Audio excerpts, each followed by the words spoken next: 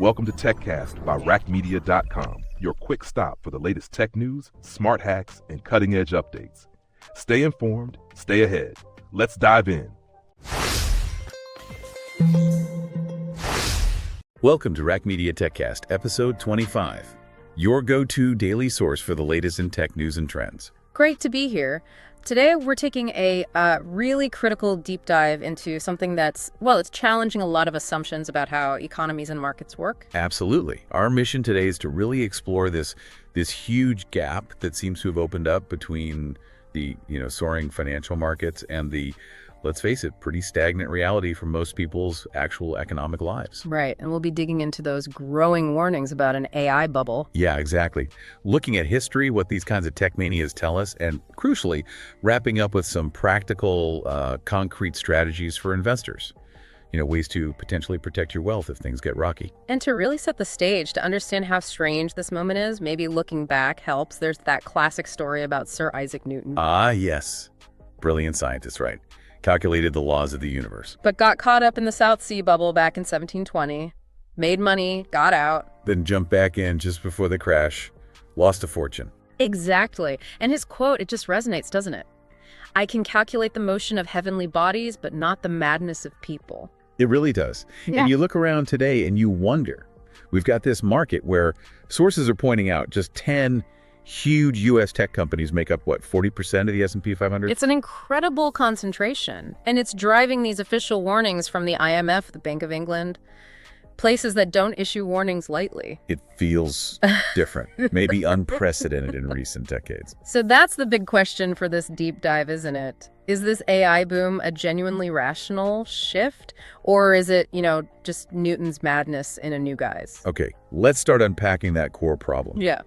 Bravo's research has some fascinating data on this divergence, focusing on two indicators that usually move together. Right, but they haven't been for over 30 years now, which signals something might be fundamentally broken. So what are these two lines showing? Okay, so you've got this blue line that's consumer confidence in the stock market, and it's incredibly high, like 30-year highs, even higher than back in 2000, right before the dot-com bust. Wow. So people are super confident stocks will just keep going up. Exactly. But then you look at the white line, that's from the University of Michigan survey, and it asks people about their own economic future, their personal outlook. And that's not so rosy. Not at all. It's incredibly depressed, down at levels we saw during the worst of the 2008 financial crisis. So hold on. People think the market's great, gonna make richer, but they also think their own personal finances are terrible. That's the disconnect. Massive confidence in assets, deep pessimism about personal income and prospects. It suggests something structural is wrong, not just a temporary blip. And some analysts are saying this means the financial economy and the real economy are just out of sync, that we need some kind of reset. That's the argument, that this divergence can't last forever. Something has to give. Let's trace that back, because this isn't entirely new, is it? This idea of real income growth expectations. No, there used to be a kind of reliable benchmark. If you look back, say, from the 60s up to 2008, real personal income after inflation, it grew pretty steadily, around 2.8% per year. Okay, a predictable trend. Yeah, and that predictability was baked into economic thinking. Milton Friedman's permanent income idea from '57, it was based on this. People planned their spending and saving, assuming, things would gradually get better year after year. But that broke down after 2008. Completely. Since the crisis, income growth just hasn't kept pace with that old 2.8% trend line. Year after year, the shortfall gets bigger. So people are falling behind where they expected to be. Exactly. And Bravo's research points out, it's gotten even worse since the pandemic. Think about it. If you were planning your life back in 2015, looking ahead to 2025, you'd use that old trend. Right. But the reality today is falling way short of those expectations. People are just poorer than they thought they'd be despite working, which explains that deep pessimism in the Michigan survey. Okay, so that's the real economy side. Stagnant, disappointing.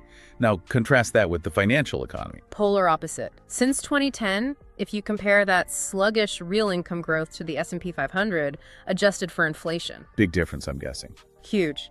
Real personal income is up maybe 50% roughly, Yeah. the S&P 500. Up nearly 300%. 300%. Yeah. Compared to 50. Yeah.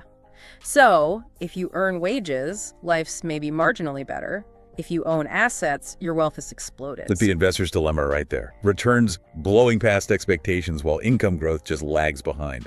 And you're saying that can't last. The financial side has to eventually align with the real side. Well, the financial economy is ultimately a claim on the real economy, right? You can't have asset prices going to the moon indefinitely if the underlying economic engine supporting them isn't growing robustly. So what's driving the split? Where's the money for these asset prices coming from, if not from broad income growth? That brings us to corporate profits and wealth concentration. Since the 80s, you see two other trends diverging. The personal savings rate in the U.S., it's fallen sharply from maybe 13% down to around 4%. People are saving less. Right.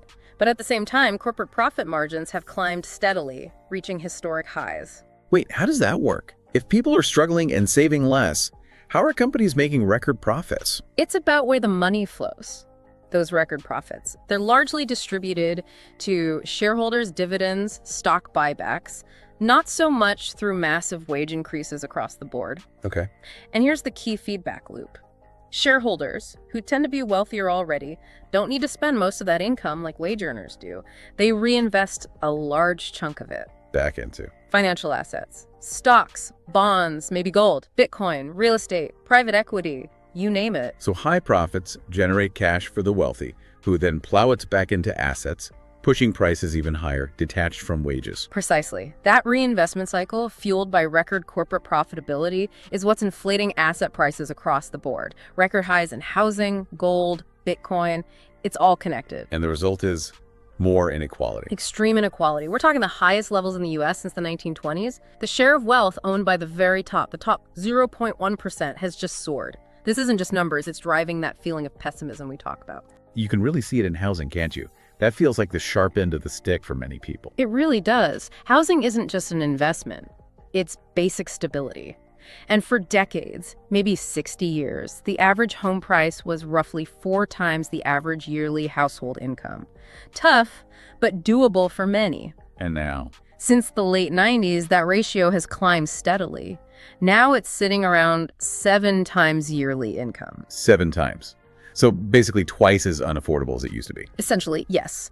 And shelter is the biggest chunk of most people's budget, the biggest part of the CPI. So if more and more of your income goes just to rent or a mortgage, There is less and less left over for anything else, especially for saving and investing. You're locked out of those compounding asset stocks, crypto, that are driving wealth creation for those at the top. it's a vicious cycle. The rich get richer from assets, while everyone else struggles with basics like housing, unable to invest. And it takes a psychological toll. Think about this. Back in 2000, 3/4 of Americans, 75%, believed they had a good chance of improving their standard of living. Optimism. The American dream, sort of. Right. Today, that number has plummeted to just 25%. Only 1 in 4 people think they can get ahead. That's depressing. It reflects that reality gap. People see asset prices soaring, but their own lives aren't improving. They lose faith. Okay, let's pivot to the thing driving a lot of that asset euphoria right now. Artificial intelligence. Is this AI boom justified, or is it a bubble? We're hearing warnings, even official ones. Yeah, the IMF, the Bank of England, they're explicitly talking about potential AI stock bubbles. Even people deep inside the industry, like OpenAI's Sam Altman, seem to acknowledge the hype. And the numbers back up the concern. That concentration, 10 U.S. tech stocks, making up 40% of the index. And look at NVIDIA. Astonishing performance. What was it? 68% growth per year for the last 5 years. Incredible. But what about the valuations? Are these prices grounded in reality? We often look at the PE ratio, price to earnings. Right. How much are you paying for each dollar of current profit? And the numbers are, well, they're up there. Yeah. NVIDIA's trailing PE is around 54. Microsoft, 38. Tesla, an eye-watering $259. 54. So you're paying for 54 years of current earnings. Yeah.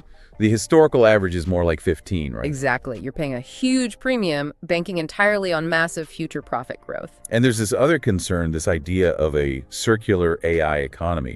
What's that about? Does it mean the numbers are kind of inflated? It's a worry, yeah. The idea is you have, say, a big chipmaker like NVIDIA investing equity in AI developers like OpenAI or XAI. Okay. Then those AI developers take that investment money and use it to buy tons of expensive chips from NVIDIA. So NVIDIA invests in Company B, and Company B immediately uses that cash to buy NVIDIA's products. That seems to be the loop in some cases. It makes NVIDIA's revenues look fantastic, which helps justify the high stock price, which encourages more investment. It's a self-feeding cycle. It makes you wonder how much of the growth is real organic demand versus this kind of internal money go-round. It definitely raises questions about the quality of the earnings growth being reported. Okay, but let's play devil's advocate. People pushing back against the bubble idea say, look, this isn't 1999. Right. Unlike the dot-com era, with companies like Pets.com having no revenue, no profits. Today's giants, Apple, Microsoft, NVIDIA, they're real businesses. Huge revenues, massively profitable for years. And profits are growing fast, driven by real demand for AI infrastructure. Plus, the tech itself is improving at breakneck speed, AI winning math competitions. That's not hype, that's real capability. So maybe the high valuations are justified by the revolutionary potential. It's possible. The long-term impact could be enormous, but there's always a but. Which The gap between the promise and the present reality. That recent MIT report looking at actual AI implementation in companies. Right, you mentioned that. What did it find? It suggested something like, It sounds so much like historical patterns. Carlota Perez's work on technological revolutions comes to mind. absolutely. Her theory is spot on. New tech waves, canals, railways, internet, they always involve this massive infrastructure build-out first. And investors get way too excited. Exactly. Overly optimistic, they pour money in, creating a financial bubble around that initial build-out phase. Then the bubble pops. Usually, yes, investors lose money, sometimes a lot. But the crucial part is the infrastructure they funded, the rails, the cables, the data centers, it remains. And that remaining infrastructure then fuels real, sustainable growth later on. Precisely. Long after the first wave of speculators has been wiped out, it's a cycle we've seen again and again. Like tulip mania back in the 1630s. A single bulb worth a fortune. Yeah, 15 years salary for a craftsman, totally disconnected from reality. Then one auction fails and poof, prices crash 90%. The tulips were still tulips, but the financial value vanished. Or those 18th century bubbles, Mississippi, South Sea, based on promises of colonial gold or trade monopolies that weren't really there. Pure hype. Shares collapsed over 90%. Newton learned that the hard way. Fundamentals matter. But maybe the best parallel for AI is the railway mania in the 1840s. I think so. Because railways were genuinely revolutionary. No doubt about the long-term impact. But the investment frenzy was a disaster. People funding lines to nowhere. Yeah, chasing speculation. Over half the proposed railways were never even built. Huge amounts of capital destroyed. It proves the tech can be real, but the investment around it can still be toxic. And the dot-com bubble taught us that again. Pets.com, Webvan. Great ideas, maybe, but no profits. NASDAQ Q down 78%. First wave investors lost their shirts. But the internet itself obviously changed everything. So applying that lens to today, AI is revolutionary, no doubt. But the current valuations, the circular funding, maybe that's the unsustainable part, the bubble. It looks worryingly similar. Combine that historical pattern with the real economy disconnect we discussed earlier, the odds of some kind of major reset seem quite high. For more in-depth coverage and exclusive tech updates, be sure to visit us at Raqmedia.com. Okay, so if this divergence can't last, and history suggests bubbles pop, what actually causes the reset? What's the catalyst? Well, looking back again, particularly at reversing extreme wealth inequality like we saw peak in the 1920s, it usually takes a big shock, a political shift, often. Right. The 1929 peak in inequality lined up almost perfectly with the stock market peak. Then the crash, the depression, and inequality started to fall. And Bravo's research connects that reversal, controversially perhaps, to a major change in policy, corporate taxes. Yeah, the argument is that back in the 1910s, the top U.S. corporate tax rate was basically zero. But over the next couple of decades, it was pushed way up, close to 40%. That must have been incredibly painful for businesses and asset owners. Squeezed profits, lower stock prices. No doubt. Likely contributed to unemployment, too. But the argument is that fiscal pressure is what ultimately helped flip the inequality trend downwards, leading into that more prosperous middle-class era after World War II. And the parallel today is striking. It really is. Corporate taxes have been cut dramatically over recent decades, down to levels not seen since before that big run-up. And simultaneously, wealth inequality has surged right back to 1920s levels. It's almost a mirror image. So the prediction, based on this framework, is that the Great Reset might be triggered when politicians finally decide, or are forced, to start raising corporate taxes again. That's the structural argument. Such a shift would directly hit corporate profits, cut off that reinvestment loop fueling asset prices, and potentially trigger a sharp correction, much like 1929. And importantly, the market might react before the laws even change. That's key. Markets anticipate. In 29, the market peaked maybe a year or two before the big tax hikes really kicked in around 1931. So you need to watch the political winds, not just wait for the legislation. Okay, that's the potential catalyst.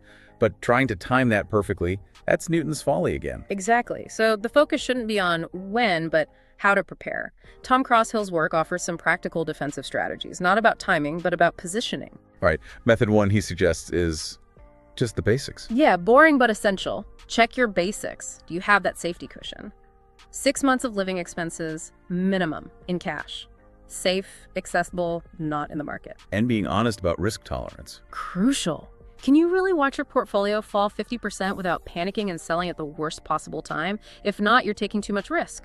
And tailor it to your age and goals. A 60-year-old needs a different plan than a 30-year-old. Makes sense. Okay, method 2 is about tackling that U.S. tech concentration. Right. Geographic diversification, basically an avoidance strategy. If you're worried that 40% of your S&P 500 fund is in potentially bubbly U.S. tech. Invest elsewhere. Exactly. Look at ex-U.S. ETFs, that's ex-U.S., or focus on European or emerging market ETFs. It doesn't mean you'll avoid losses if the U.S. crashes, global markets are linked, but your core holding isn't dominated by that one specific risk factor. Okay, what if you don't want to completely miss out on AI, but still want to reduce risk? That's method 3. Global diversification for mitigation.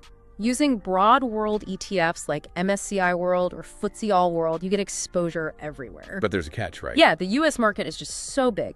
Even in these global funds, something like 60% of your money still ends up in US stocks, including those big tech names. So it helps, but it doesn't eliminate the US concentration risk. Got it. Method 4 is factor investing. What's that? Instead of diversifying geographically, you diversify by investment style or factor. Use specific ETFs designed to avoid the characteristics of potentially overvalued stocks. Like what kind of characteristics? 2 main ones here. Small cap ETFs, they invest in smaller companies, so by definition, they avoid the huge tech giants dominating the S&P 500. Okay, avoid the big guys. And value ETFs. These target companies whose stocks look cheap based on their fundamentals, low price relative to earnings, book value, things like that. They actively avoid those super expensive, high PE growth stocks. And combining them. Small cap value. Historically, that's been a very strong performer, especially during tough market periods. These companies are often less tied to global speculation, more focused on domestic markets, real cash flow. Is there evidence that worked in past crashes? Oh, yeah. Look at the lost decade. From 2000 to 2010, the S&P 500 basically went nowhere, 0.35% annual return. Small cap value, it returned nearly 11% per year on average. Wow, huge difference. A potential safe haven when the growth bubble bursts. That's the idea behind it. Okay, finally, method 5. Downside protection, buying insurance. Like options, buying puts. That's the direct way, but it's hard, expensive, needs good timing, mostly for pros. So what's the easier way for regular investors? Structured notes, or more commonly now, buffer ETFs. These are products designed to limit your losses over a set period, usually a year. How do they work? Okay, take an example like the iShares UCITS ETF Tom Crosshall mentions. It might aim to ensure your maximum loss over the year is, say, only 0.5%, even if the market crashes 30%. It puts a buffer below you. Sounds great. What's the catch? There's always a catch. In exchange for limiting your downside, they also cap your upside. So if the market rips higher by 20%, you might only get, say, a 7% return. Ah, you trade potential big gains for protection against big losses. Exactly. And be warned, these products are complex, can have hidden costs, and because you give up upside, your expected long-term return is likely lower than just owning the whole market. But they offer peace of mind in volatile times. Okay, lots of different strategies there, from simple basics to more complex products. For more in-depth coverage and exclusive tech updates, be sure to visit us at Raqmedia.com. So regardless of the specific strategy someone chooses, the big takeaway seems to connect back to history. I think so. Whether it's tulips, railways, dot-coms, or maybe AI, the lesson seems pretty consistent. When something looks too good to be true, when prices seem totally detached from underlying reality. It probably is too good to be true, at least from a short-term investment perspective. But the underlying technology itself, AI in this case, it's still likely to be transformative in the long run. Absolutely. The tech changes the world. But often, the first wave of investors, the ones caught up in the euphoria and the infrastructure build-out, they're the ones who tend to lose their shirts. It's the second wave, after the reset, that often reaps the more sustainable rewards. A sobering thought, but a crucial one for navigating times like these. Indeed. Thanks for tuning in to the Raqmedia TechCast. Today's episode was scripted by Ezadine Yahawi. Don't forget to subscribe to our channel and our podcast series on Spotify, and stay updated with the latest from the world of tech.